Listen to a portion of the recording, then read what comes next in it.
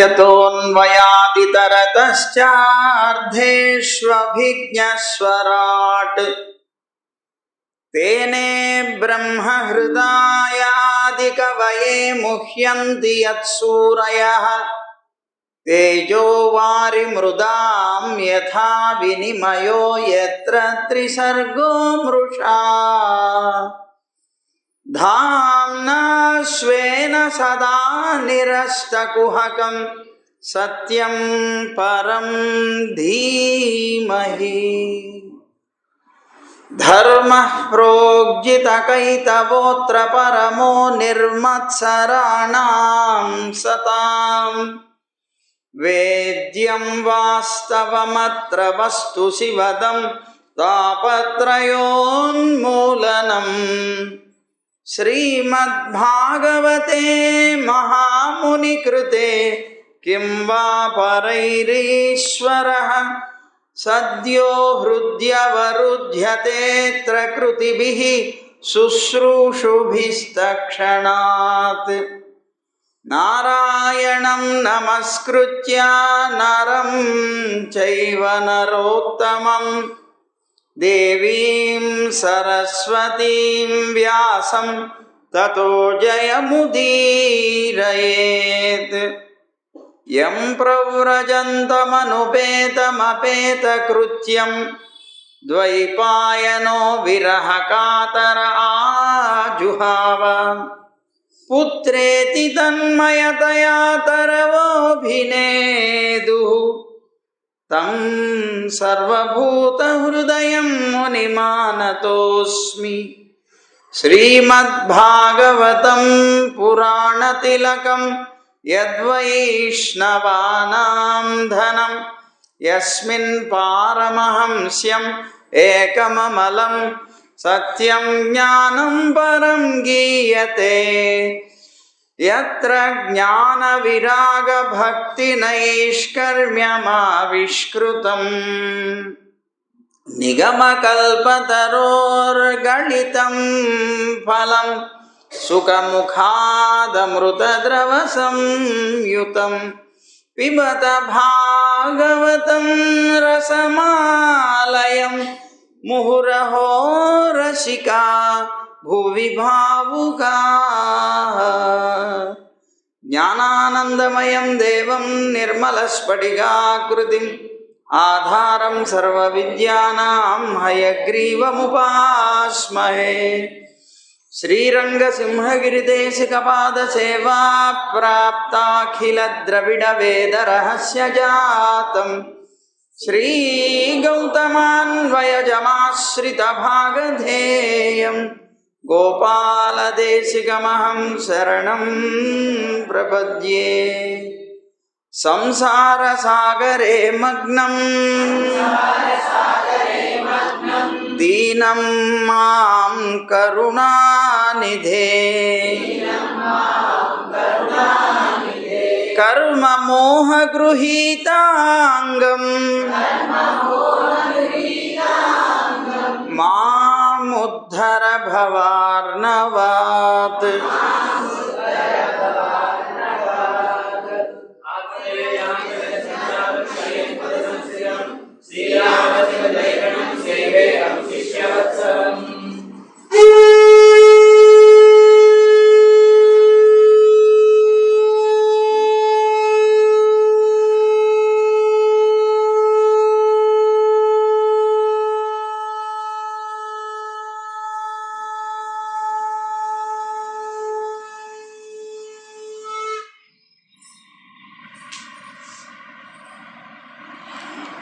జై గోవింద. ఇవాళ ఉదయంలో శ్రీమన్నారాయణుడు గజేంద్రుణ్ణి రక్షించడం కోసంగా వచ్చేటువంటి సమయంలో తాను తన శ్రీమతి అయినటువంటి లక్ష్మీదేవికి మిగిలినటువంటి పరివారానికి ఎవరికి చెప్పకుండా తాను వచ్చేసాడని చెప్పుకున్నాం. దానికి పోతన గారి యొక్క అది రాసినటువంటి వారి యొక్క ఆంతర్యం ఏమిటి అనేటువంటి విషయాన్ని కూడా మనం చెప్పుకున్నాం. సరే, ఈ గజేంద్రుడు చాలా దీనంగా పరమాత్మని ప్రార్థిస్తే పరమాత్మ గరుడ వాహనారూఢుడై తాను వచ్చాడు. వచ్చిన తర్వాత మనకు విష్ణు పురాణం చెప్తుంది, ఆ వచ్చినటువంటి స్వామిట గజేంద్రుడి దగ్గరికి వచ్చి అతను బాధపడుతూ ఉంటే ఆ బాధను చూడలేక టక్కన వచ్చేసి గట్టిగా ఆయన యొక్క పాదాన్ని గట్టిగా పట్టుకున్నట్ట. అంటే ముందు సుదర్శనాన్ని వదిలాడు, ఆ గ్రాహమని చెప్పబడేటువంటి ఆ ముసలి యొక్క శిరస్సుని ఖండించేశాడు. ఖండించిన తర్వాత ఆ ఖండించగానే దాంట్లో నుంచి ఒక గంధర్వుడు వచ్చాడు, పైకి లేచాడు. ఆ లేచినటువంటి గంధర్వుడు తాను అక్కడి నుంచి పరమాత్మ యొక్క ఆజ్ఞ తీసుకొని వెళ్ళిపోయాడు. సరే, అప్పుడు చాలా విలవిల్లాడిపోతున్నటువంటి గజేంద్రుడి యొక్క పాదాన్ని రెండు చేతులతో అలా పట్టుకున్నట్ట స్వామి గరుత్మంతుడిని దిగి వచ్చి ఆ మడుగు దగ్గరకు వచ్చి అతని యొక్క పాదాన్ని గట్టిగా పట్టుకొని దాన్ని ఊదుతున్నట్టు. అలాగా, బాబు నాయనా, నేను రావడం కొద్దిగా ఆలస్యం అయిపోయింది, ఎంత కష్టపడ్డావో అని పాపం దాన్ని గట్టిగా ఆలింగనం చేసుకొని దాన్ని ఊదుతూ దానికి ఉండేటువంటి కష్టాన్ని పోగొట్టే ప్రయత్నం చేసేట శ్రీమన్నారాయణుడు.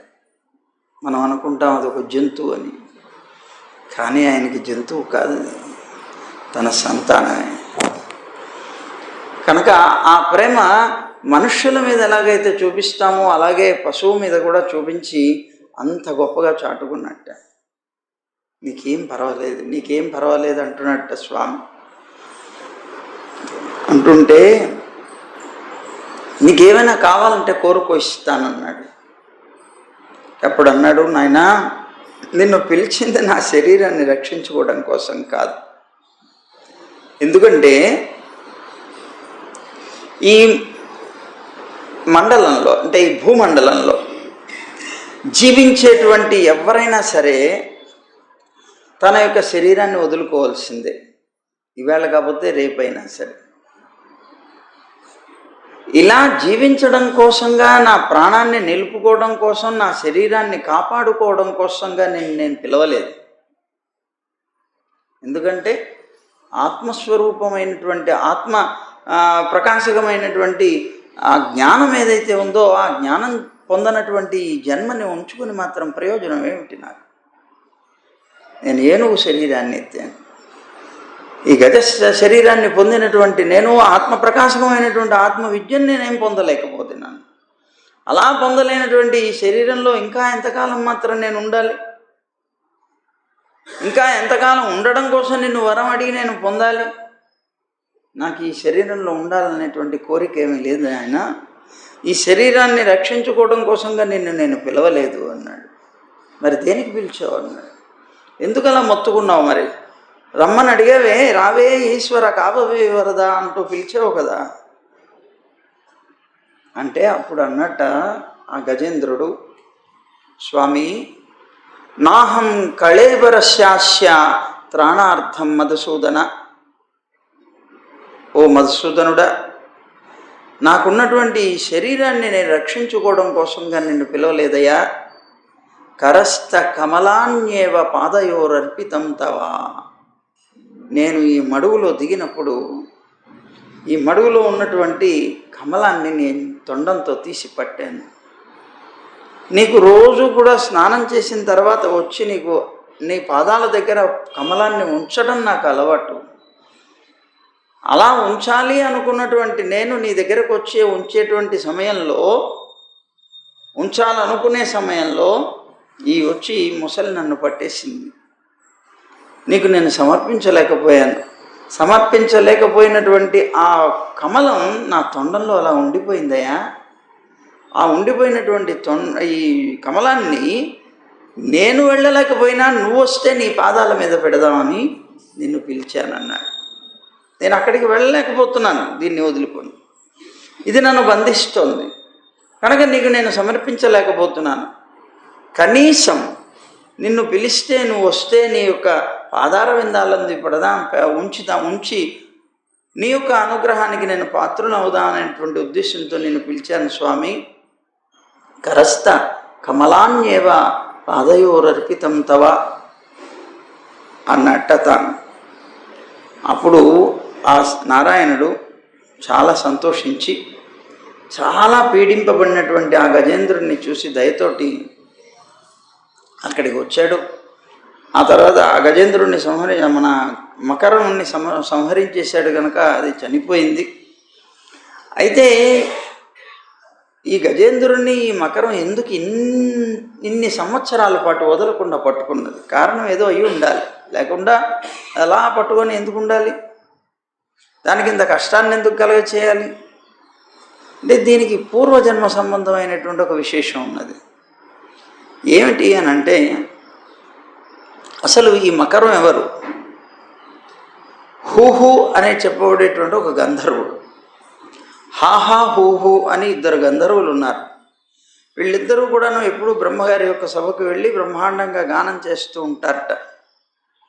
అలాంటి వాళ్ళల్లో హూహు అనే చెప్పబడేటువంటి ఒక గంధర్వుడు ఉన్నాడు.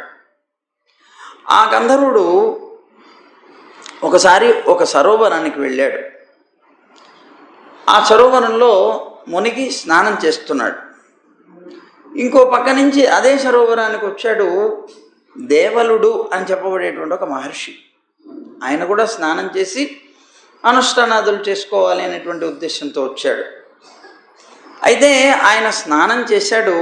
చేసిన తర్వాత అర్ఘ్యప్రదానం ఇస్తున్నాడు. అర్ఘ్యప్రదానం చేస్తున్నటువంటి సమయంలో అక్కడే దాంట్లోనే జలకాలు ఆడుతున్నాడు కదా ఇతను హూహు. అతను చూశాడు. ఆయన్ని చూసి కొద్దిగా ఆట పట్టించాలనుకున్నాడు. తను గంధర్వుడు అవ్వడం వల్ల కొద్దిగా అహంకారంతో ఆ మహర్షిని ఆట పట్టించాలనుకొని అతను నీళ్లలోకి మునిగిపోయి అలా కింది నుంచి వెళ్ళి ఆయన కాళ్ళు పట్టుకొని లాగేశాడు. ఆయన అర్ఘ్యప్రదానం చేసుకుంటున్నాడు బాబు, మహానుభావుడు. కాళ్ళు పట్టుకొని కిందకి లాగేశాడు. ముందు ఈయనకి అర్థం కాలేదు. ఎవరో పట్టుకుని లాగుతున్నారు, ఏదో ముసలు పట్టుకుని లాగుతుందో ఏదో జంతువు పట్టుకుని లాగుతుందో అనుకున్నారు. తీరా చూసేటప్పటికీ ఇతను వెంటనే తీవ్రమైనటువంటి కోపం వచ్చింది ఆయనకి. నేను అనుష్ఠానంలో ఉన్నటువంటి సమయంలో నువ్వు వచ్చి నన్ను ఇలా ఇబ్బంది పెట్టావు కనుక, కష్టపెట్టావు కనుక, అందులోనూ వచ్చినటువంటిది ఒక ముసలిలాగా నీటిలో నుంచి వచ్చి కాళ్ళు పట్టుకొని లాగావు కనుక నువ్వు ముసలి అయిపోతావు పో అని శపించాడు. గ్రాహాన్ని అయిపోతావు. ఎప్పుడైతే అతను శపించాడో ఆ కుంభీరం అంటారు దీన్ని, ముసలి. ఆ కుంభీరం అయిపో అని శపించగానే అతను వెంటనే కాళ్ళ మీద పడ్డాడు. కాళ్ళ మీద పడి శరణాగతి చేశాడు. మహాప్రభో, నేనేదో పొరపాటున చేశాను, ఏదో సరదా కోసంగా చేశాను తప్పించి నాతో సరదా, నేను పెద్దలతో సరదాయే, నేను బుద్ధి తక్కువై అజ్ఞానంతో చేశాను, నన్ను క్షమించండి, నాకు అలాంటి జన్మ ఇవ్వకండి అన్నాడు. లేదు, నేను ఒకసారి శాపం పెట్టిన తర్వాత ఆ శాపం మళ్ళీ వెనక్కి మరలటం అనేటువంటిది సాధ్యం కాదు. అయితే నీకు ఉపాయం చెప్తాను. నన్ను మళ్ళీ శరణాగతి చేసావు కనుక ఈ జన్మ నుంచి విడుదలయ్యేటువంటి ఉపాయం చెప్తాను నేను. ఋతుమంతం అనేటువంటి ఒక సరస్సు ఉంటుంది. నీకు వచ్చేటువంటి కుంభీరం అనేటువంటి జన్మ, అంటే ముసలి జన్మ ఏదైతే ఉందో ఆ జన్మ నువ్వు అక్కడెత్తు, అక్కడుండు, దాంట్లోనే జీవిస్తూ ఉండు. ఒకరోజు తప్పనిసరిగా ఒక భాగవతోత్తముడు నీ దగ్గరకు వస్తాడు, గజేంద్రుడు. ఆ గజేంద్రుడు ఎప్పుడైతే వస్తాడో అతని యొక్క పాదాన్ని నువ్వు పట్టుకో, ఎటువంటి పరిస్థితుల్లోనూ వదలకు. ఆ పాదాన్ని నువ్వు ఎప్పుడైతే పట్టుకుంటావో నీ శాపానికి విమోచనం కలుగుతుంది, నీకు ముక్తి కూడా కలుగుతుంది అన్నాడు. కారణం ఏమిటి అని అడిగాడు ఈయన. ఎందుకు ఆ గజేంద్రుడిని పట్టుకుంటే నాకేమిటి లాభం, నాకెందుకు ముక్తి వస్తుంది, నా శాప విమోచన ఎలా కలుగుతుంది అంటే చెప్పాడండి. ఆ గజేంద్రుడు భాగవతోత్తముడు ఆయన, పరమాత్మని పరిపూర్ణంగా శరణాగతి చేసినటువంటి వాడు. అందువల్ల ఎప్పుడైనా సరే ఎవరైనా సరే భాగవతోత్తముల యొక్క పాదారవిందాలని విడవకుండా ధరించగలిగితే తప్పనిసరిగా వాళ్ళకి మోక్షం వస్తుంది. కనుక ఆ భాగవతోత్తముడైనటువంటి గజేంద్రుడి యొక్క పాదాలు పట్టుకో, విడవకు. ఎంత కష్టం వచ్చినా సరే విడవకు. ఎన్ని రకాలుగా నువ్వు తన్నులు తిన్నా సరే, దెబ్బలు తిన్నా సరే, వదలను మాత్రం వదలకన్నాడు. అందుకనే పాపం 1000 సంవత్సరాల పాటు ఆ గజేంద్రుడు ఊరుకుంటాడా? పోనీ చెప్పండి. పట్టుకున్న తర్వాత అతను కాళ్ళతో కొట్టడా, దాన్ని చితకొట్టడా? ఎన్ని దెబ్బలు తిన్నా కూడాను అది వదలకుండా అలాగే పట్టుకోవడానికి కారణం అదే అన్నమాట. ఎటువంటి పరిస్థితుల్లో అని చెప్తే దాన్ని బట్టి ఆ కుంభీరంగా వచ్చినటువంటి హూహు అనేటువంటి గంధర్వుడు దాంట్లోకి రావడం, అక్కడికి గజేంద్రుడు రావడం, ఆ గజేంద్రుడిని పట్టుకోవడం అనేటువంటిది జరిగింది. యథార్థంగానే ఆ గజేంద్రుడు పరమాత్మని పిలవడం జరిగింది. భాగవతోత్తముడైనటువంటి వాడు పరమాత్మని పిలుస్తాడు. అదిగో ఆ పరమాత్మ యొక్క రక్షణతోటి ఇదో వచ్చాడు పరమాత్మ, ఆ సుదర్శనంతో కొట్టాడు. ఇంతకీ ఇది గజేంద్ర మోక్షమా అని కదా అనుకుంటాం. గజేంద్ర మోక్షణం అని. గజేంద్రుడికి మోక్షం కలగలేదు. ఎవరికి కలిగింది? మకరికి, అంటే ముసలికి కలిగింది. ఇది మకర మోక్షణం. కానీ లోకంలో అందరం గజేంద్ర మోక్షణం అనుకుంటాం. అదిగో అలా, ఎందుకంటే యథార్థంగా దాన్ని కదా మరి సుదర్శనంతో కొట్టింది. అది చనిపోయింది. ఆ చనిపోయినప్పుడు ఆ కంఠం తెగిపోగానే దాన్ని వదిలేసింది పట్టు. వెంటనే నారాయణుడు వచ్చి ఆ పాదం పట్టుకొని దానికి ఉపశమనం కలిగించాడు. అంతలా పరమాత్మ వచ్చి దాని పాదాన్ని కూడా పట్టుకొని దానికి సేవ చేసి దానికి ఉండేటువంటి కష్టాన్ని పోగొట్టాడంటే ఆ గజేంద్రుడు ఏదో సామాన్యమైనటువంటి వాడు కాదు కదా.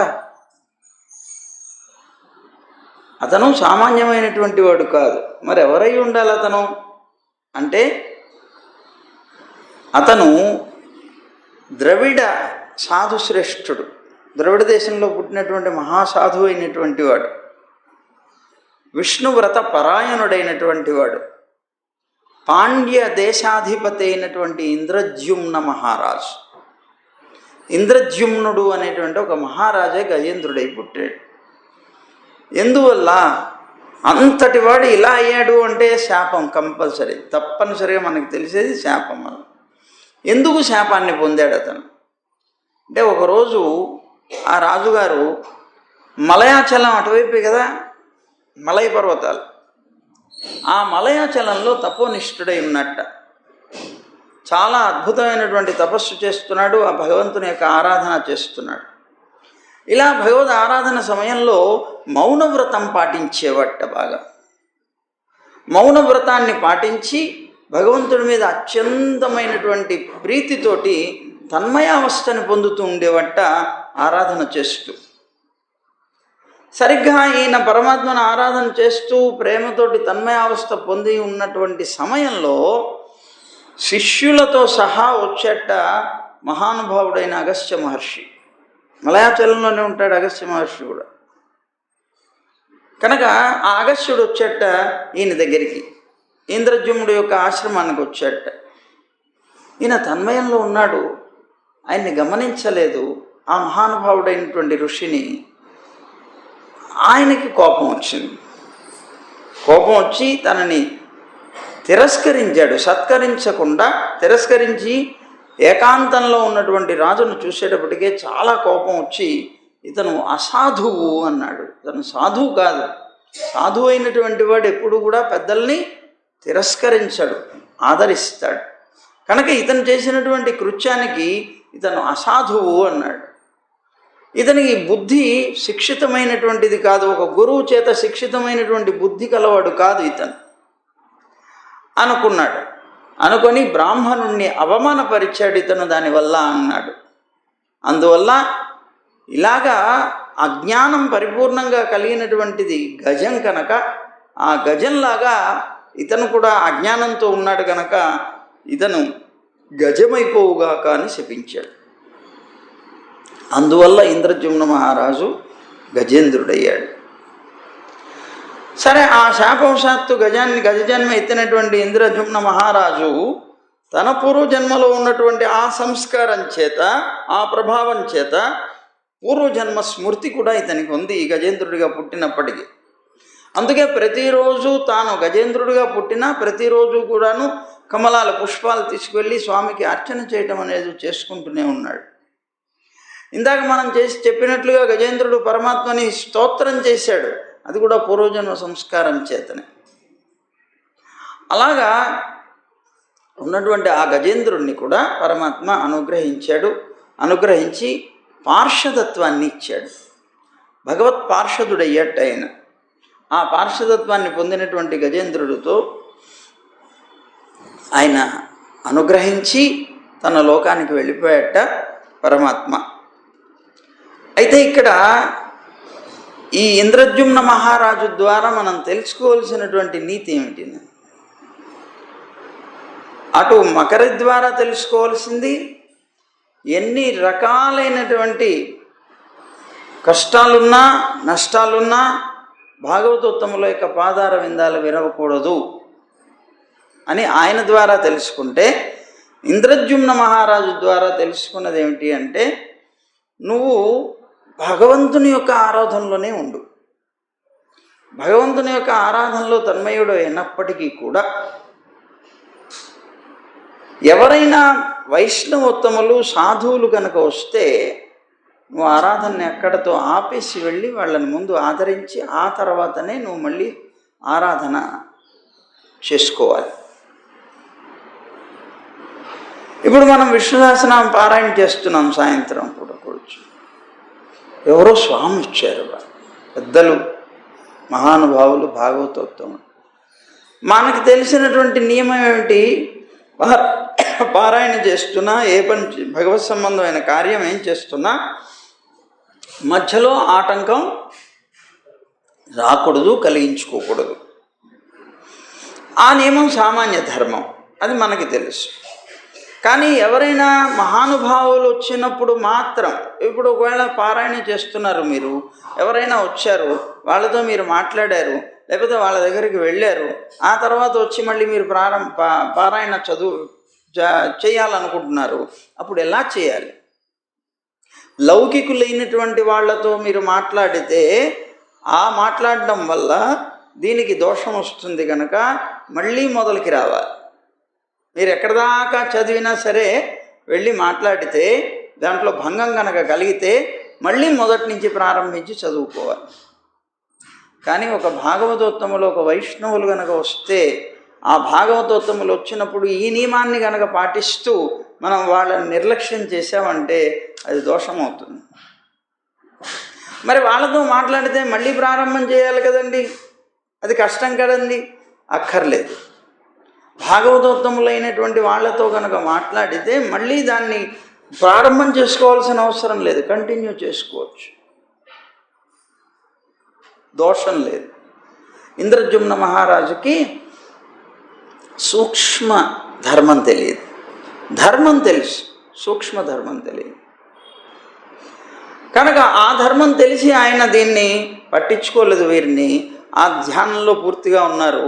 సూక్ష్మ ధర్మం తెలిసినటువంటి వాడైతే మధ్యలోనే ఆఫ్ చేసి వారికి సంబంధించి చూసి ఆ తర్వాత తాను మళ్ళీ చేసుకోవాలి.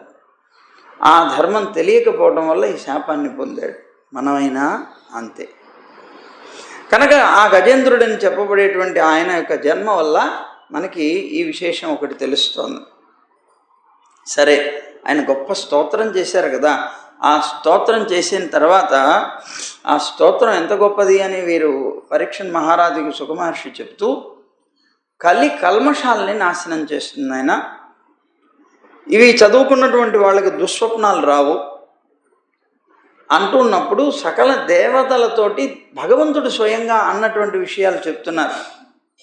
ఏ మానవులైతే తెల్లవారుజామున నిద్ర లేచి మంచి ఏకాగ్రమైనటువంటి చిత్తంతో నన్ను కానీ, ఓ గజేంద్ర నిన్ను కానీ, ఈ సరోవరాన్ని కానీ, ఈ గిరి కంద కాననాలని చెప్పబడేటువంటి గిరులు పర్వతాలు కానీ లేదా అడవులు కానీ ఇవన్నిటినీ కూడాను, వెదురు పొదల్ని, దేవదారు వృక్షాలని, మా నివాసాలైనటువంటి శిఖరాలు ఏవైతే ఉన్నాయో శిఖరాలని, నా ప్రియధామమైనటువంటి క్షీరసాగరాన్ని, శ్వేతద్వీపాన్ని, శ్రీవత్సాన్ని, కౌస్తుభమణిని, అలాగే వైజయంతి మాలని, కౌమోదికి గదని, సుదర్శన చక్రాన్ని, పాంచజన్యాన్ని, గరుత్మంతుణ్ణి, శేషుణ్ణి, లక్ష్మీదేవిని, బ్రహ్మ, నారద, శివ, ప్రహ్లాద, మత్స్య, కూర్మ అవతారాల్లో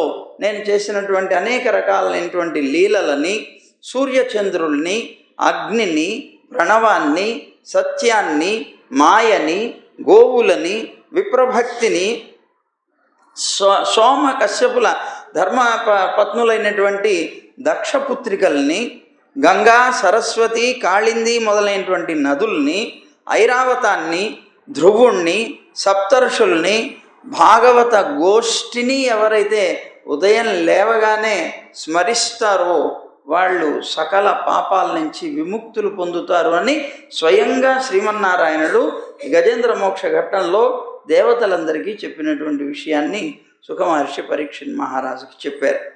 ఆయన ఇదిగో అందుకనే మనకి ప్రాతర్నిత్యానుసందేయంలో గజేంద్ర మోక్షం అనేటువంటి స్తోత్రం తప్పనిసరిగా ఉంటుంది. పొద్దున్నే లేవగానే చదువుకునేటువంటి స్తోత్రాల్లో ఇలాగా ఆయన యొక్క ఇది జరిగింది. సరే, ఇప్పుడు ఈ గజేంద్ర మోక్షం అని చెప్పబడేటువంటి ఈ ఘట్టంలో ఏదైనా ఒక గొప్ప అంతరార్థం ఉందా అనే ఆలోచన. ఏమిటి దాంట్లో ఉన్న అంతరార్థం అని అంటే, ఈ గజేంద్రుడు ఎక్కడ నివసించేవాడు? త్రికూట పర్వతం మీద నివసించేవాడు. త్రికూట పర్వతం. త్రికూట పర్వతం అంటే ఏమిటి? త్రిగుణాత్మకమైనటువంటి శరీరం. ఏమిటది? త్రిగుణాత్మకమైన శరీరం. దాని మీద నివసించేవాడు ఎవరు? గజేంద్రుడు అంటే జీవుడు. సరే, అతను మడుగుకొచ్చాడు, ఆ మడుగులో దిగాడు. అదేమిటది? సంసారం. సంసారం అనేటువంటి మడుగులో దిగాడు. ఈ గజేంద్రుడు జీవుడై సంసారం అనేటువంటి మడుగులో దిగితే అతని కాలు పట్టుకున్నాడు వదలకుండా. ఎవరు? భార్య, పిల్లలు. సంసారంలో వాళ్ళేగా పట్టేది. ఆ జీవుడిని పట్టుకొని ఆ బంధువులు వాళ్ళ యొక్క రక్షణ కోసంగా వీళ్ళందరూ కూడా పట్టుకున్నారు. అందులో నుంచి బయటపడాలని ఇతను లోపలే ఉండాలి, మమ్మల్ని మాతోనే జీవించాలని వీళ్ళు. ఇలాగా ఎవరు అలా పడేది? బయటికి వెళ్ళాలని లోపలికి లాగుతూ ఉంటే, అతను ప్రయత్నం చేస్తుంటే లోపలికి బయటికి దిగేది ఎవరు? మోక్షమందు ఇచ్చ కలిగినటువంటి వ్యక్తి, ముముక్షు. మోక్షమందు ఇచ్చ కలిగినటువంటి వ్యక్తి అటు కుటుంబంతో ఉండాలా, బయటికి రావాలా అర్థం కాదు. గిలగిల్లాడతాడు. ముందు స్టేజ్ అది. వైరాగ్యానికి ముందు స్టేజ్ అన్నమాట. అది మోక్షం మీద ఉంది ప్రీతి, పరమాత్మను పొందాలని ఉంది. జ్ఞానం తెలుసుకున్న తర్వాత అదే ప్రధానం అని తెలిసింది, అన్నీ తెలిసినాయి. కానీ ఇక్కడ బంధాలు ఉన్నాయి. ఆ బంధాలు లాగుతూ ఉన్నాయి. లాగుతూ ఉంటే కాదు కూడదు అంటూ బయటపడాలని ప్రయత్నం చేస్తున్నాడు. కాదు అని లాగుతున్నాయి. దాని నుంచి బయటికి లాగుతానికి ఇద్దరికీ పోరాటం అనేటువంటిది జరుగుతూనే ఉన్నది. 1000 సంవత్సరాలు వాళ్ళకి జరిగింది. మనకి కొన్ని జన్మలు గడుస్తుంది. చూడండి, అలాగా అతను ప్రయత్నం చేస్తున్నటువంటి అతను తానేమనుకుంటాడు? నా బంధువులు ఎవరో నన్ను రక్షించాలనుకుంటాడు. సంసారంలో పడినవాడు ఎప్పుడు మొట్టమొదట అనుకునేది ఏమిటి? తన వాళ్ళు ఉన్నారు, ఒక ధైర్యం. భర్తకి భార్య ఉన్నది, భార్యకి భర్త ఉన్నాడు, వీళ్ళిద్దరికి పిల్లలు ఉన్నారు, పిల్లలకి తల్లిదండ్రులు ఉన్నారు, వీళ్ళకి బంధువులు ఉన్నారు, వాళ్ళకి స్నేహితులు ఉన్నారు. అబ్బో, ఎంత పెద్ద సమాచారం ఇది చూడండి. ఇంతమంది నాకున్నారు అనేటువంటి ఒక ధైర్యం ఉన్నది. ఆ ధైర్యంతోనే జీవనం సాగిస్తాడు మనిషి ఎప్పుడు కూడా. అయితే కొంతకాలం పోతే కానీ యథార్థమైన విషయం తెలియదు.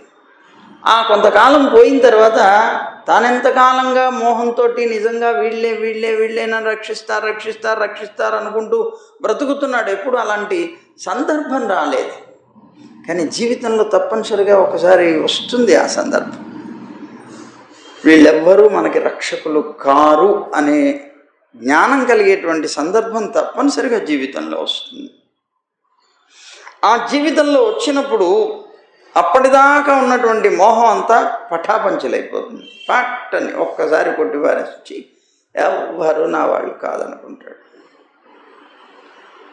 ఏం పర్వాలేదు, వాళ్ళు మనకుంటే ఏమిటి, లేకపోతే ఏమిటి, వాళ్ళు మమ్మల్ని రక్షిస్తే ఏంటి, రక్షించకపోతే ఏంటి, నాకు శక్తి ఉంది, నా శక్తి ఉన్నంత మటుకు నేను పోరాడతాను జీవితంలో, నేను ఎంతో ఇది కష్టపడతాను అనుకుంటూ జీవిస్తాడు. స్వాభిమానం. ఇతరులు ఎవరో రక్షకులు అనుకునేటువంటి వాడు ఆ స్టేజీ నుంచి బయటపడ్డాడు. ఆ మోహం పోయి బయటపడ్డాడు. కానీ తన మీద తనకి విశ్వాసం పెరిగింది. వాళ్ళ మీద ఉన్న విశ్వాసం పోయింది, చివరికి తన మీద విశ్వాసం వచ్చింది. తన మీద విశ్వాసం వచ్చి తనకి తానే రక్షకుణ్ణి అనుకుంటున్నాడు. నా స్వశక్తి మీద నేను పెరుగుతాను అనుకుంటున్నాడు. కానీ తన సంకల్పాలన్నీ భంగమైపోతున్నాయి. తాను ఏదో అనుకొని ఎంతో ఉచ్చస్థితిలో తనని గురించి తాను ఆలోచించుకొని తాను ఏదో చేద్దాం, నాకు శక్తి ఉంది అనుకుంటూ ముందుకు వెళుతున్నాడు. కానీ తన శక్తి ఏమాత్రము కూడా ఉపయోగపడటం లేదు. తన సంకల్పాలన్నిటినీ భంగపరుస్తూనే వెళుతున్నది. ఏం చేయాలి అర్థం కాలేదు. చివరికి తాను తెలుసుకున్నాడు, ఓహో నేను శక్తివంతుణ్ణి కాదు, కనుక నన్ను నేను రక్షించుకోవడానికి నేను అసమర్థుణ్ణే అనేటువంటి ఒక భావం కలుగుతుంది. చూడండి, తన వాళ్ళు ఏమీ చేయలేక తాను ఏమీ చేసుకోలేకపోతే చివరికి జ్ఞాపకం వచ్చేది ఎవరు? అదనమాట. గజేంద్రుడికి కూడా అదే జరిగింది. ఇక్కడ చివరికి మనం ఏం చేస్తాం, భగవంతుడి మీద భారం మోపుతాం. స్వామి నువ్వు తప్ప ఇంకొకటి లేదు. ఆయన కూడా అదే కదా అన్నాడు, నీవే తప్ప నీ తప్పరం వేరుగా, నువ్వు తప్ప నాకు ఇంకొక దిక్కే లేదయ్యా. ఇదంతా త్రికూట పర్వతంలో ఉన్న జీవుడి యొక్క చరిత్ర. గజేంద్ర మోక్షం అంటే మన గురించే అన్నమాట. మనం కూడా ఈ మడుగులో పడ్డాం మొత్తం మీద. అలా ఉన్నటువంటి జీవులం అని చెప్పారు. సరే, ఇది అయిపోయింది. సుఖమహర్షి అన్నాడు కదా, నాన్న ఇంకా 5వ మనువు ఉన్నాడు. మనువులు 4 గురించి చెప్తున్నప్పుడు ఇది వచ్చింది కదా. ఇక 5వ మనువు రైవతుడు అని చెప్పబడేటువంటి అతను. ఆ రైవతుడు అనేవాడు మనువు అయ్యాడు. ఇతను తామసుడు అని చెప్పబడేటువంటి అతని యొక్క సోదరుడు అన్నాడు. ఈ మన్వంతరంలో సాక్షాత్తు పరమాత్మ శుభ్రుడు అనేటువంటి పేరుతోటి వేయించేశారు. అయితే ఈయనకి భార్య వికుంఠ అని, వికుంఠ అనేటువంటి భార్య వీరిది. వీళ్ళిద్దరికీ కూడా వైకుంఠులు అని చెప్పబడేటువంటి దేవతలు సంతానమయ్యారు. ఆ సంతానం ఉన్నారు. ఆ వైకుంఠులని చెప్పబడేటువంటి దేవతా శ్రేష్ఠులైనటువంటి సంతానంతో పాటుగా పరమాత్మకు కూడా వాళ్ళని సంతానంగా కలిగినటువంటి వాడు కనుక అతనికి కూడా వైకుంఠుడు అనేటువంటి పేరే వచ్చింది. తర్వాత లక్ష్మీదేవి, వీళ్ళకి పాపం ఏమీ ఆవాసం లేదు, సాక్షాత్తు అంతటా వ్యాపించి ఉండేవాడు పరమాత్మ. వాళ్ళకంటూ ఒక మందిరం కానీ భవనం కానీ ఏమీ లేవు. ఆదిశేషుడి మీద శయనించి ఉండేవాడు. ఆ పాల సముద్రంలో అమ్మ కూడా ఆయన సేవ చేస్తూ ఉండేది. లక్ష్మీదేవి యొక్క ప్రార్థనని అనుసరించి శ్రీమన్నారాయణుడు ఆమెకి ప్రియం చేయడం కోసమని సర్వలోకాల చేత కూడాను నమస్కరింపబడేటువంటి వైకుంఠం అనేటువంటి ధామాన్ని నిర్మించారట. వైకుంఠ లోకాన్ని నిర్మించారట. ఆయన యొక్క గుణాలు కానీ, అక్కడ ఉండేటువంటి ఆ స్వామి యొక్క గుణాలు కానీ, లేకపోతే అనేక రకాలైనటువంటి చేష్టలు కానీ వర్ణించడం అనేటువంటిది మానవుడికి భూమి మీద ఉండేటువంటి రేణువులైనా లెక్క పెట్టచ్చు, కానీ భగవంతుడి యొక్క గుణాలు మాత్రం లెక్క పెట్టలేడన్నాడు. తర్వాత 6వ మనువుగా చక్షువు అని చెప్పబడేటువంటి అతని యొక్క పుత్రుడు చాక్షుషుడు అనేటువంటి వాడు ఉన్నాడు. అతను ఈ మన్వంతరానికి రాజు అయ్యాడు. అందుకే ఆ మన్వంతరానికి చాక్షుష మన్వంతరం అని పేరు వచ్చింది. అయితే ఈ మన్వంతరంలో భగవంతుడు వైరాజ దేవ సంభూతి అని చెప్పబడేటువంటి వైరాజ దేవ సంభూతి అనేటువంటి దంపతులకి అజితుడు అనేటువంటి పేరుతో అవతరించాడు. అజితుడు అని పేరు ఆయన. ఆ అజితుడు అనేటువంటి పేరుతో అవతరించినటువంటి ఆయనే కూర్మ రూపాన్ని ధరించి క్షీరసాగరంలో మథనం చేయడానికి సహకరించాడు అని అన్నారు. ఆ అజితుడే కూర్మ అవతారాన్ని ఎత్తాడు అని. మొన్న మనం చెప్పుకున్న గజేంద్రుడిని రక్షించినటువంటి ఆయన పేరేంటి? శ్రీహరి అని. హరిణి అనే ఆమెకి పుట్టినటువంటి వాడు హరి అయ్యాడు. ఆయనే గజేంద్రుడిని రక్షించినటువంటి వాడు అయ్యాడు. అలాగే ఇప్పుడు కూర్మావతారంలో 6వ మన్వంతరంలో చాక్షుష మన్వంతరంలో సాక్షాత్తు పరమాత్మ వైరాజ దేవసంభూతి అని చెప్పబడేటువంటి వాళ్ళకి జన్మించిన అజితుడు అనేటువంటి పేరు కలిగినటువంటి తానే కూర్మ రూపాన్ని ధరించి క్షీరసాగరాన్ని మధించడానికి సహకరించాడు అని చెప్తున్నారు. సరే, అప్పుడు పరీక్షిత్ మహారాజుకి సందేహం వచ్చి అడిగాడు, మహాత్మా, విష్ణు భగవానుడైనటువంటి శ్రీమన్నారాయణుడు ఏ కారణం చేత క్షీరసాగరాన్ని మధింపజేశాడు? అది ఎందుకు మధించారు? ఆ మధించినప్పుడు ఈయన కూర్మావతారం ఎత్తవలసినటువంటి అవసరం ఎందుకు వచ్చింది? ఎవరు పాల సముద్రాన్ని మధించడం అంటే సామాన్యమైన విషయమా? అసలు దీన్ని ఎవరు మధించారయ్యా? సముద్రాన్ని మధించడం ఏంటి? విచిత్రంగా ఉంది. అయితే మరి దాంట్లో నుంచి ఏం పుట్టాయి? నాకు అన్ని వివరంగా చెప్పాలి అని ప్రార్థించాడు. అప్పుడు దేవేంద్రుడు మన సుఖమహర్షి పరీక్షిత్ మహారాజుతో చెప్తున్నాడు, ఆయన ఒకసారి దేవేంద్రుడు తన ఐరావతాన్ని ఎక్కి వస్తున్నాడు. చాలా ఐశ్వర్యంతో మదం ఎక్కినటువంటి వాళ్ళు కదా. మరి ఆ ఐశ్వర్య మదం చాలా గొప్పగా ఉంది. అద్భుతమైనటువంటి ఆ తేజస్సుతోటి అతను ఐరావతాన్ని ఎక్కి వస్తున్నాడు. అటు ఇటు తిరుగుతున్నాడు. అంతా సంచరిస్తున్నటువంటి సమయంలో దూర్వాస మహర్షి అటువైపు రావటం జరిగింది. ఆ దూర్వాసుడి యొక్క చేతిలో ఒక పుష్పమాల ఉన్నది. ఆ దూర్వాసుడు ఎదురుపడ్డాడు ఈయనకి, ఇంద్రుడికి. ఆ వస్తున్నటువంటి ఇంద్రుడిని చూసి దూర్వాసుడు అనుకున్నాడు, ఇది ఉత్తమమైనటువంటి మాల కదా, ఉత్తమ వస్తువులు ఎప్పుడూ కూడా రాజుల దగ్గర ఉండాలి కదా, కనుక ఇదిగో ఇతను త్రిలోకాధిపతి కనుక ఈ మాలను అతనికి ఇవ్వాలి అని అనిపించి వెంటనే ఆపాడు. ఇంద్ర ఆగన్నాడు. ఆగాడు ఇంద్రుడు.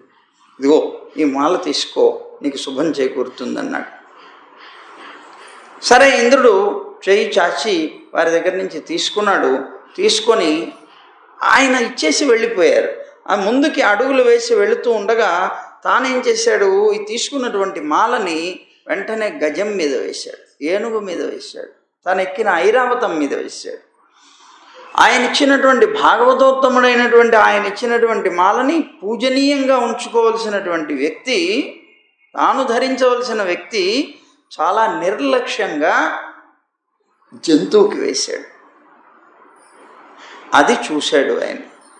చూడటంతోనే విపరీతమైనటువంటి కోపం. అందులో దూర్వాసుడు అంటేనే ముక్కు మీద కోపం అంటారు.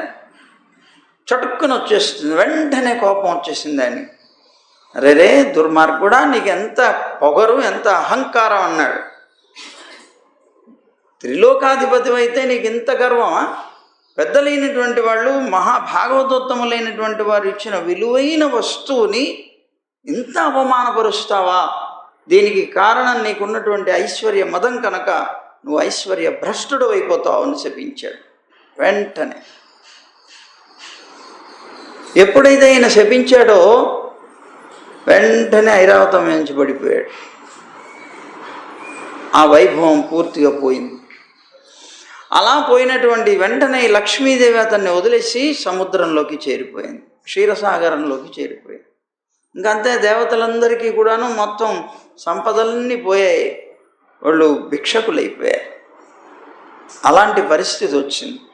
సరే, ఎప్పుడైతే ఐశ్వర్యం అనేటువంటిది వదిలేస్తుందో, వాడు భిక్షకుడు అయ్యాడో, అతనికి అన్నీ కూడా ఆవరించేస్తాయి.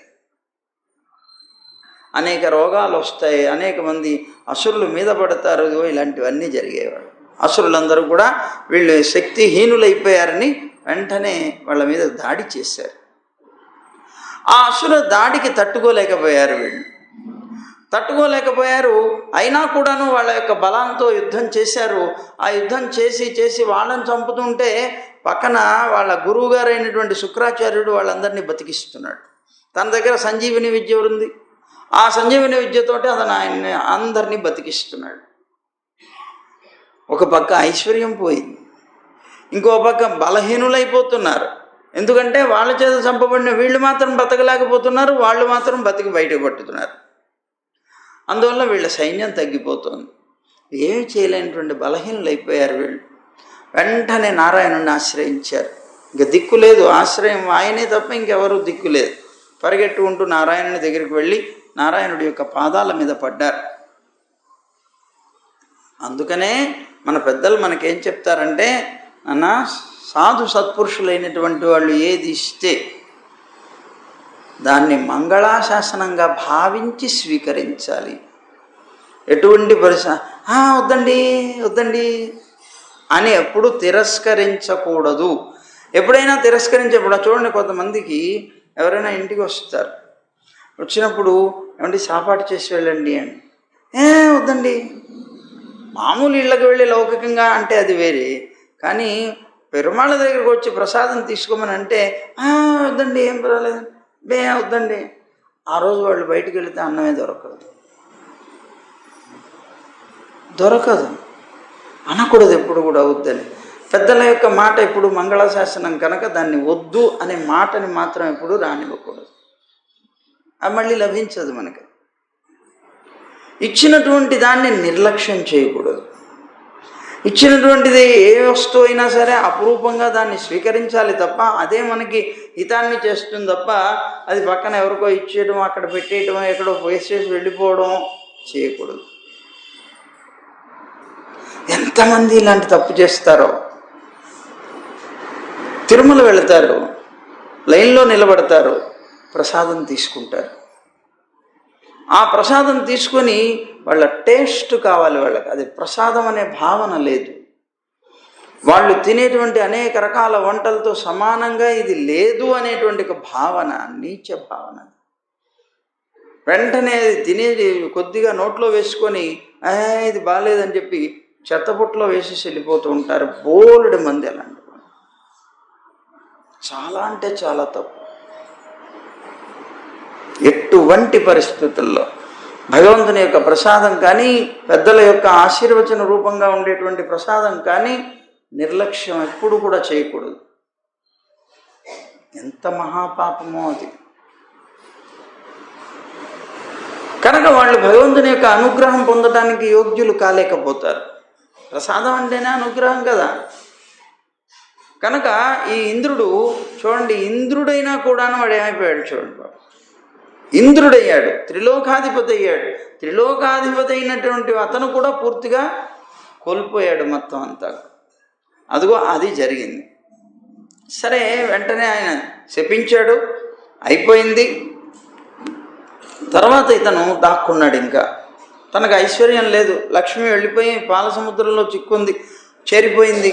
అలాగే రాక్షసులు అసురులందరూ మీద పడ్డారు, వాళ్ళందరూ బ్రతుకుతున్నారు, వీళ్ళు చచ్చిపోతున్నారు, వీళ్ళు బ్రతకడం లేదు, ఏమైపోతుందని నారాయణుడి దగ్గరికి వెళ్ళి పాదాల మీద పడితే ఆయన చిన్న సలహా ఇచ్చాడు.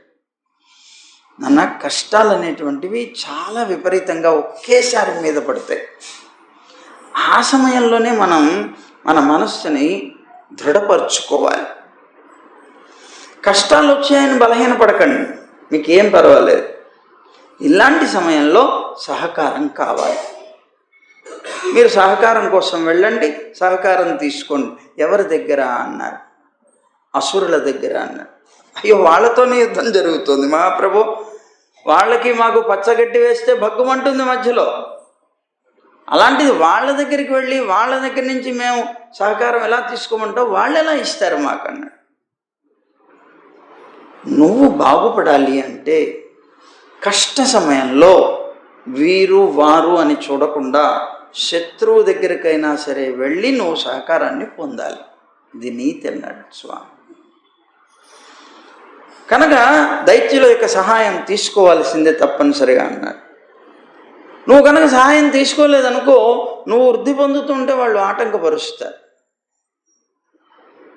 అందువల్ల వెళ్ళండి. ఏం సహకారం తీసుకోమంటారు, దేనికి అని అడిగారు. మీరేమన్నారు?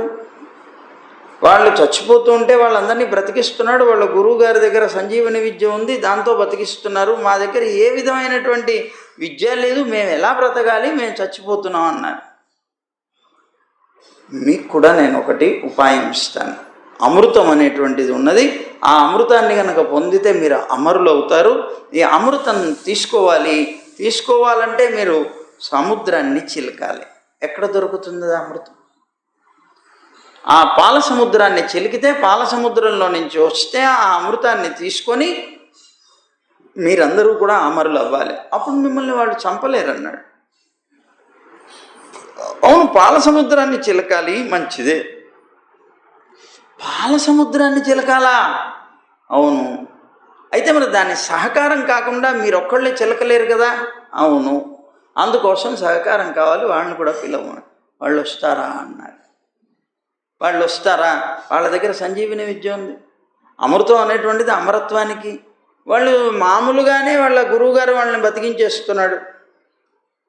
అలాంటి సంజీవిని విద్య వాళ్ళ దగ్గర ఉంటే మేము అమృతం కోసం అంటే వాళ్ళు వస్తారా అన్నారు. నాన్న, మీరు నా దగ్గరకు వచ్చినప్పుడు మీరు ఊరికనే ఇలా అనుకొని వెళ్ళిపోతే సరిపోతుందా? నేను ఉపాయం చెప్తాను దానికి. మీరు వాళ్ళ దగ్గరికి వెళితే వాళ్ళు మీ మాటని కాదనకుండా అంగీకరించేటువంటి ఉపాయం చెప్తానన్నాడు. ఏమిటా ఉపాయం? మీరు వాళ్ళ దగ్గరికి వెళ్ళండి, వెళ్ళి ఒక ప్రశ్న వేయండి, మీరు ఇట్లా చెప్పండి. వాళ్ళు అంగీకరించరు. మాకేం అవసరం లేదు, అమృతంతో మాకు పనే లేదు, పొమ్మంటారు. ఆ సమయంలో ఒక చిన్న మాట ఒకటి వేయండి. ఏమిటది? అన్న, మీ దగ్గర ఏముంది, ఏ ధైర్యంతో మీరు అమృతం వద్దంటున్నారు?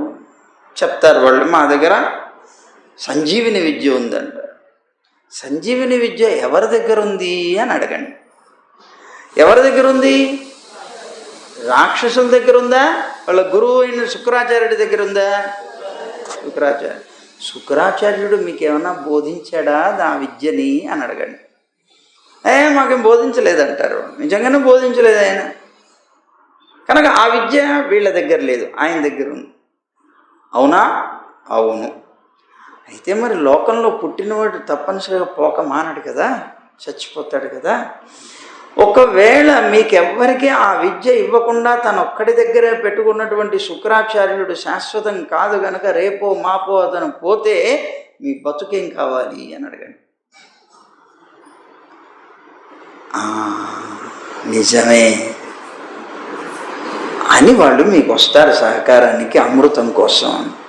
వీళ్ళు ఎలా చెప్పాడో నారాయణుడు అలాగే వెళ్ళి వాళ్ళతో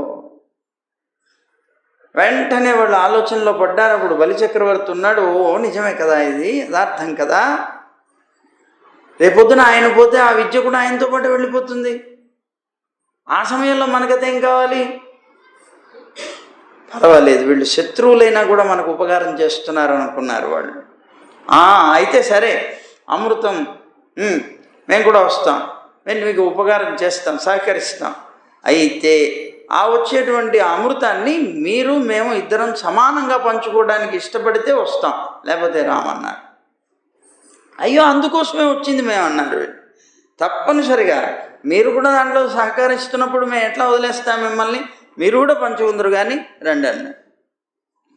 సరే, మొత్తం మీద వీళ్ళు కూడా బయలుదేరి వచ్చారు. వచ్చిన తర్వాత పాల సముద్రం దగ్గరకు వచ్చి నిలబడి పాల సముద్రం ఎలా చిలకాలి అని ఆలోచిస్తున్నారు. ఎలా చిలకాలి ఇది? అప్పుడు మళ్ళీ నారాయణుడిని ప్రార్థిస్తే నారాయణుడు అన్నాడు, మందర పర్వతాన్ని తీసుకోండి. ఆ మందర పర్వతానికి మరి పర్వతం వేస్తే చిలకడం ఎలాగయ్యా? తాడు కావాలి కదా. ఇంత పెద్ద తాడు ఎక్కడి నుంచి దొరుకుతుంది అంటే, తాడు అక్కర్లేదు, దానికి వాసుకి అనేటువంటి సర్పాన్ని తెచ్చుకోండి. ఆ సర్పాన్ని తాడుగా పట్టుకొని ఆ మందరం అని పిలువబడేటువంటి పర్వతాన్ని చిలకండి. చిలికితే దాంట్లో నుంచి అమృతం వస్తుందన్నాడు. సరే అన్నారు వీళ్ళు. అలాగే అని పరిగెట్టుకుంటూ వెళ్ళారు అందరూ కూడా.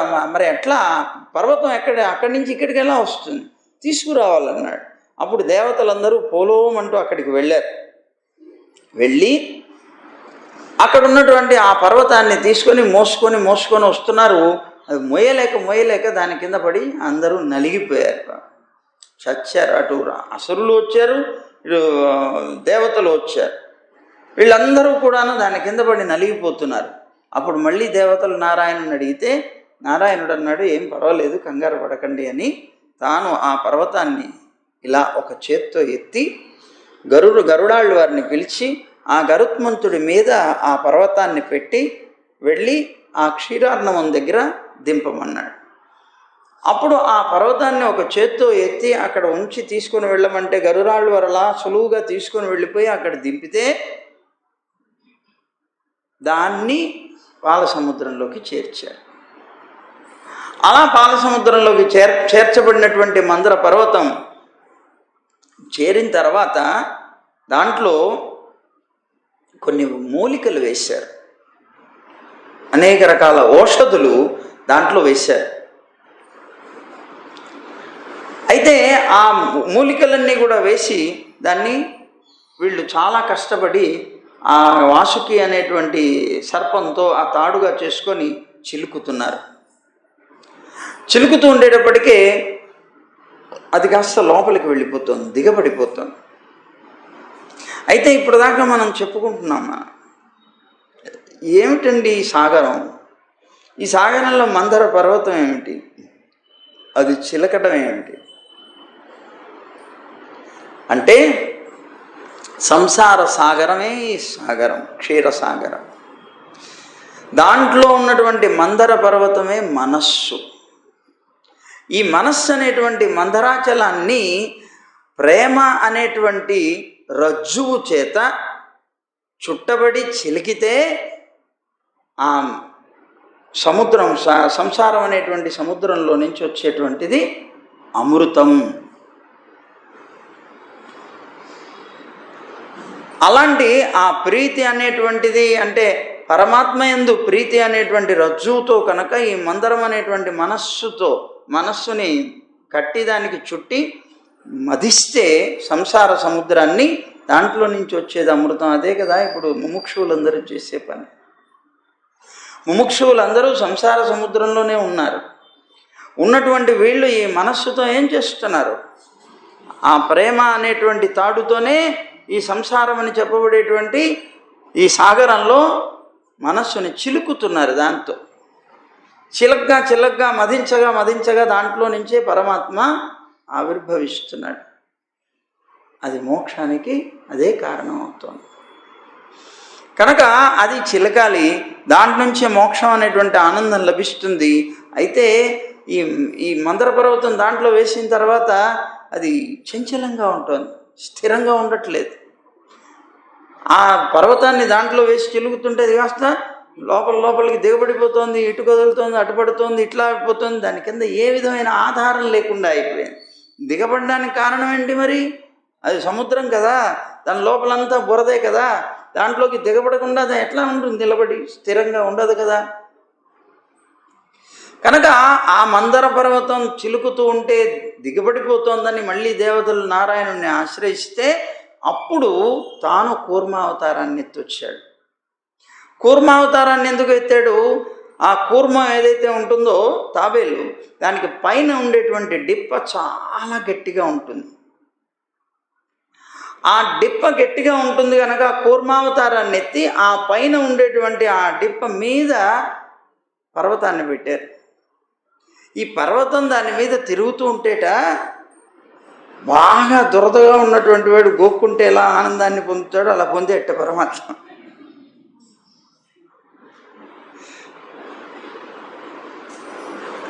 అలాగా ఆ పర్వతాన్ని దాని మీద ఉంచి అప్పుడు ఇది చేస్తూ ఉంటే అది దిగబడలే. ఎందుకంటే ఆయన యొక్క స్థిరమైనటువంటి శరీరం వల్ల అది అలాగే స్థిరంగా ఉండి చిలకబడింది.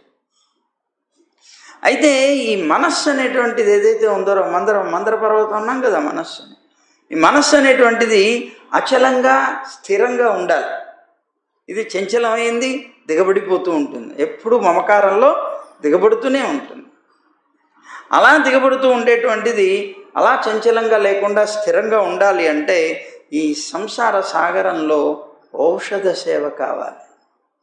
ఔషధ సేవ. వాళ్ళు పాల సముద్రాన్ని చిలికేటప్పుడు కూడా ఔషధాలు వేశారు. ఎందుకండి ఇవన్నీ వేశారు అంటే ఆ చిలికేటప్పుడు దాంట్లో నుంచి రావాలి ఏదొచ్చినా సరే. వీడికి కూడా ఈ మందర పర్వతం అని చెప్పబడే మనస్సు చంచలంగా తిరుగుతుంటే దీన్ని స్థిరం చేయాలంటే దానికి ఔషధ సేవ కావాలి. ఔషధ సేవ అంటే మందులు వేసుకోవడం అని కాదు అక్కడ అర్థం. ఇక్కడ ఔషధులు అంటే మనం తినేటువంటి అన్నం మొదలైనటువంటి వస్తువు, వాటిని ఔషధులు అంటారు. కనుక మనం తీసుకునేటువంటి ఆహారం ఏదైతే ఉన్నదో ఈ ఆహారం సాత్విక ఆహారం కావాలి. సాత్విక ఆహారం అయినప్పుడు ఈ మనస్సు అనేటువంటిది చంచలంగా లేక స్థిరంగా ఉండడానికి అవకాశం కలుగుతుంది. అందువల్ల ఈ ఔషధులు తప్పనిసరిగా మనం స్వీకరించాలి ఈ మనస్సు అనే మందరాచలాన్ని స్థిరంగా ఉంచడం కోసం. ఆ స్థిరపడినటువంటి మందర అనే మనస్సుతో మీరు కనుక చిలికారు అంటే దాంట్లో నుంచి మొట్టమొదట అమృతం రాదు. ఏమొస్తుంది? విషం వస్తుంది, హాలాహలం పుడుతుంది. ముందు వచ్చేది హాలాహలం. ఆ చిలకబడేటువంటి సాగరంలోంచి మొట్టమొదట వచ్చేటువంటి విషం ఏమిటి జీవితంలో అంటే ఈ జీవన మథనంలో కూడా మొట్టమొదట దుఃఖం అనేటువంటిదే పలకరిస్తుంది అన్నప్పుడు. సుఖంతో జీవితం ప్రారంభించడు. ఈవేళ ఇంత వైభవాన్ని అనుభవిస్తున్నాడండి. వాడు మొదట్లో ఎలా ఉండేవాడో తెలుసా? తినటానికి కూడా గతి లేకుండా ఉండేవాడు. తన జీవన మథనంలో మొట్టమొదట పలకరించేది దుఃఖమే. అలాగే ఈ పాల సముద్రంలో చిలుకుతున్నప్పుడు మొట్టమొదట వచ్చేది విషమే. ఈ మథనం ఎప్పటి నుంచి ప్రారంభమవుతుంది? యవ్వనం నుంచి ప్రారంభమవుతుంది. అప్పటిదాకా ఈ మథనాలు ఏమి వీడికి తెలియవు, చిన్న వయస్సు. అలా ఉండేటువంటి అక్కడి నుంచి ప్రారంభమయ్యేటువంటి ఈ విషం ఏమిటి? మొట్టమొదట పుట్టేటువంటి విషం ఏమిటి వీడికి? విషయాలే. యవ్వనం నుంచి ప్రారంభమయ్యే మదనంలో మొట్టమొదట పుట్టేటువంటి విషయాలు అనేటువంటి విషమే. ఏమిటి విషయాలు? ఈ విషయాలనే విషం ఇంకా ఉన్నాయి అనేక రకాలుగా. నింద, కఠినమైనటువంటి వాక్కు కానీ, లేదా ప్రతికూలమైనటువంటి పరిస్థితి కానీ, దుఃఖం కానీ, ఇవన్నీ కూడా ఎదురవుతాయి వీడికి. ఇవన్నీ విషయాలే, ఇవన్నీ విషయాల వల్ల వచ్చేవే. కానీ వీడు కనుక ఈ విషయాన్ని కనుక సహించగలిగితే, మొదట్లోనే విషం వచ్చినప్పుడు ఈ పాల సముద్రాన్ని చిలుకుతుంటే మొట్టమొదట హాలాహలం వచ్చినప్పుడు కనుక వామ్మో ఇది అందరినీ చంపేస్తోంది, ఇంకా అక్కర్లేదు, చాలు ఇంతముడితో విరమిద్దాం అని వదిలేసి ఉంటే వాళ్ళకి అమృతం వచ్చేది కాదు. సహించాలి. ఆ విషయాన్ని సహించడం కోసం శివుడు వచ్చాడు. ఆ విషయాన్ని ఎప్పుడైతే నువ్వు సహించగలుగుతావో అప్పుడు నీకు అమృతమే అమృతం జీవితంలో. ఎంత కష్టపడ్డామండి చిన్నప్పుడు, ఎన్ని కష్టాల్ని సహించి బతికామండి. ఈవేళ ఇంత ఐశ్వర్యాన్ని అనుభవిస్తున్నాం, సుఖాల్లో ఉన్నాము అంటే కారణం మేము ఎంతో కష్టపడితే ఇక్కడ దాకా వచ్చాం అనే కదా చెప్తారు. ఆ కష్టాలన్నీ సహించి పైకి వచ్చేటువంటి రీతే విషం నుంచి అమృతానికి రావటం అంటే అన్నారు. ఇక తర్వాత విషయాన్నందరినీ రేపు చెప్పుకుంటాం. సర్వం శ్రీకృష్ణ. గోవింద జయ జయ గోపాల జయ జయ.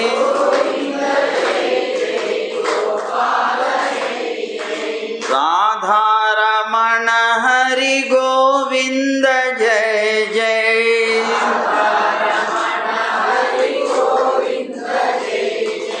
గోవింద జయ జయ గోపాల జయ జయ.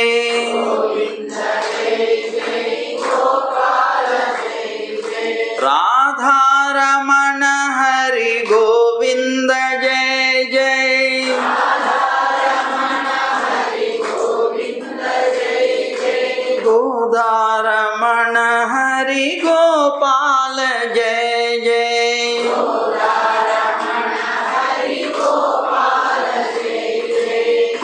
गोविंद गोविंद गोविंद जय जय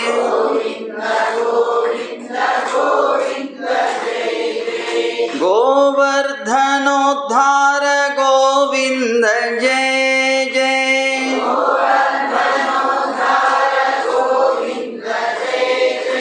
गोपी मनोहर मुकुंद जय जय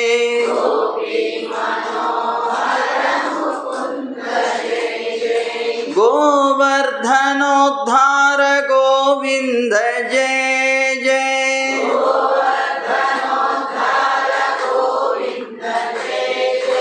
गोपी मनोहर मुकुंद जय जय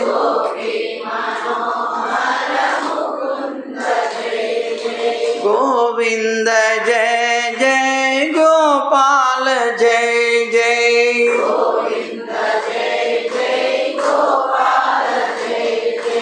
गोविंद जय जय गोपाल जय जय